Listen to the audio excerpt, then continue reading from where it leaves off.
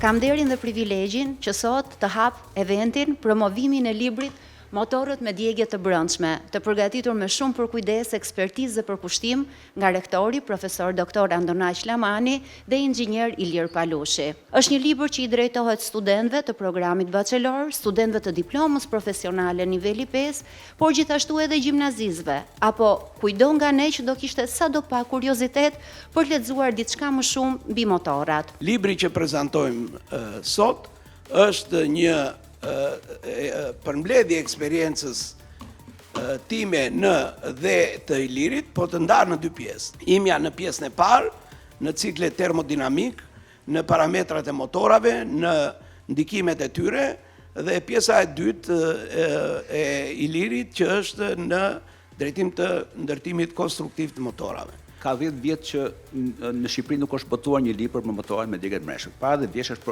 është botuar nga profesor Andonaqi.